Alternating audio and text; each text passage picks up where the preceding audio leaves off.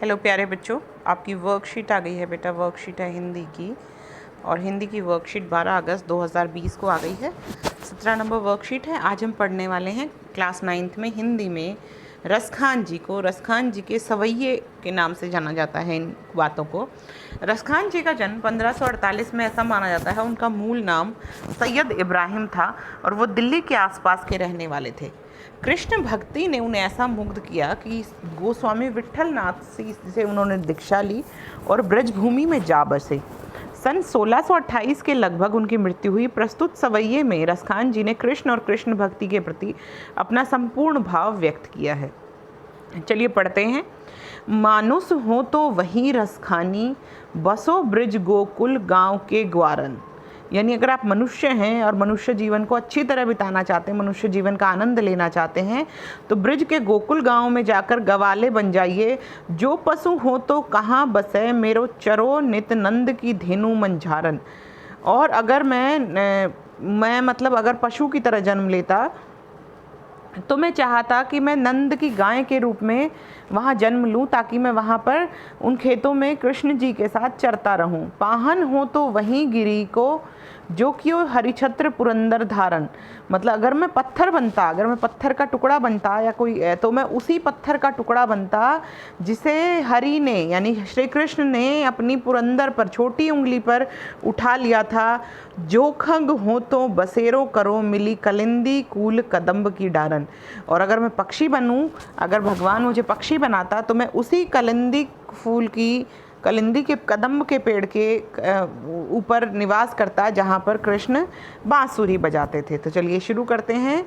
व्याख्या। प्रस्तुत पद में रसखान जी ईश्वर जी से प्रार्थना करते हैं, यदि अगले जन्म में मुझे मनुष्य जीवन मिलता है तो ब्रज के गोकुल गांव में ग्वाले के रूप में मेरा जन्म हो।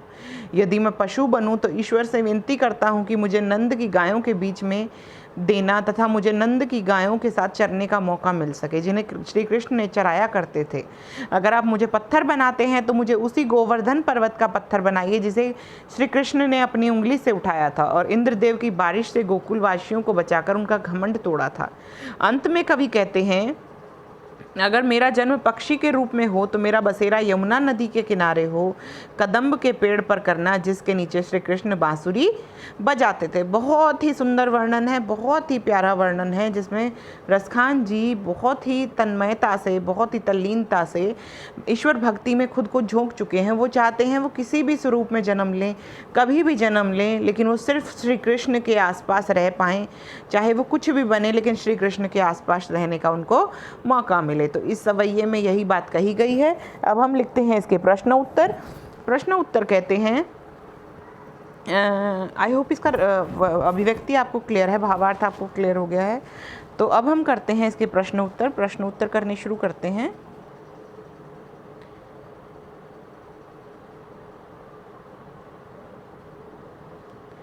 चलिए बच्चों लिखना शुरू करते हैं। प्रश्न कहता है, ब्रजभूमि के प्रति कवि का प्रेम किस प्रकार से प्रस्तुत किया गया है।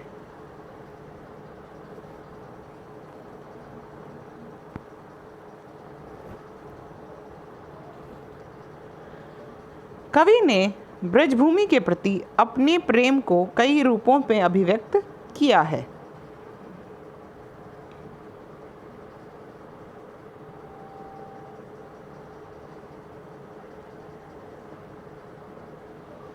कवि की इच्छा है कि वे चाहें जिस रूप में जन्म लें, हर रूप में ब्रजभूमि में ही निवास करें।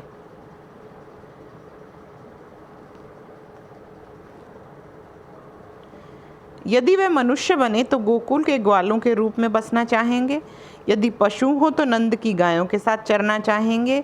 यदि पत्थर हो तो गोवर्धन पहाड़ पर होना चाहेंगे, जिसको श्री कृष्ण ने अपनी उंगली पर उठा लिया था। यदि पक्षी हो तो उन्हें यमुना नदी के किनारे कदम्ब की डाल पर बसेरा करना पसंद होगा। यह है बेटा इसका उत्तर। आप इसको अलग तरीके से भी लिख सकते हैं, जैसे आप चाहें, जैसे आपका मन करे उस हिसाब से आप लिख सकते हैं।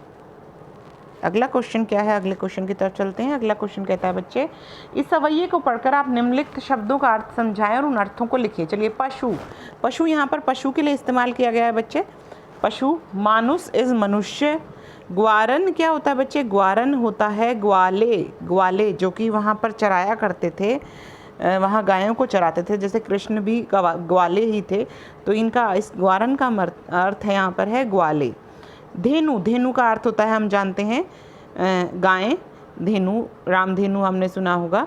उसके बाद पाहन, पाहन होता है पत्थर, अगर हम पत्थर बने। खग होता है बेटा पक्षी। और कलिंदी यहाँ यमुना नदी के लिए इस्तेमाल हुआ है।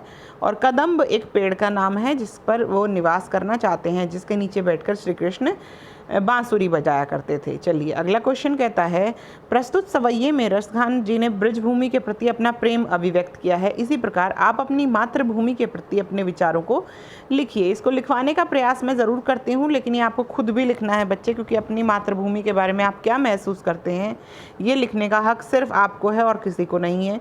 फिर भी मैं आपको रसखान जी ब्रजभूमि के बारे में क्या कहते हैं उसके बारे में बताना चाहती हूँ।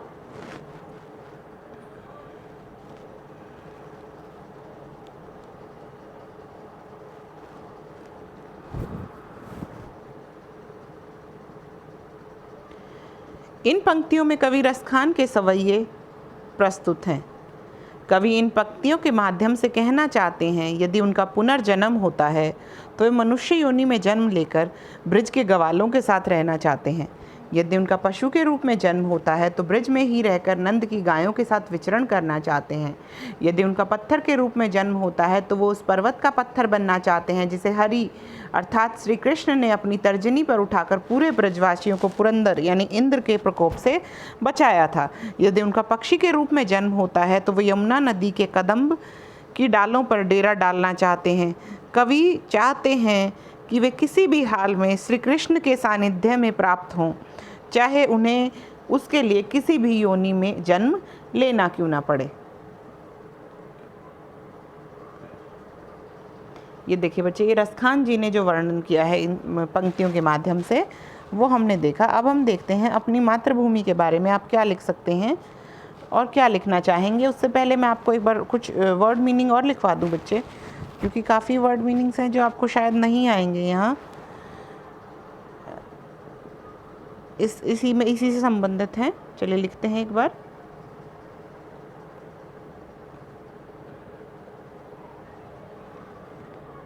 गिरी पहाड़ पर्वत, बंसो किसी विशेष स्थान पर बसना या रहना, कहा बस आपे से बाहर होना,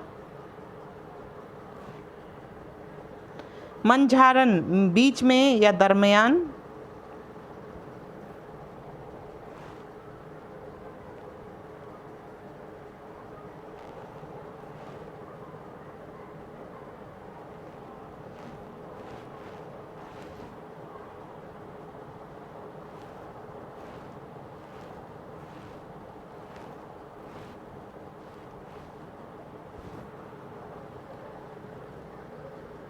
पुरंदर हिंदू धर्म के अनुसार इंद्र देवता का एक नाम,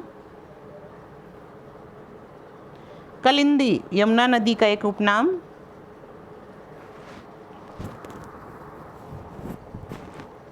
यही शब्द अर्थ हैं। शायद इन्हीं के बारे में आपको थोड़ा डाउट हो सकता था, मैंने लिखवा दिए हैं बच्चे। चलिए आगे चलते हैं।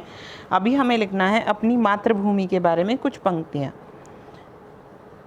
लिखना शुरू करते हैं। अपनी मातृभूमि के प्रेम व्यक्त करते हुए कुछ पंक्तियाँ लिखते हैं।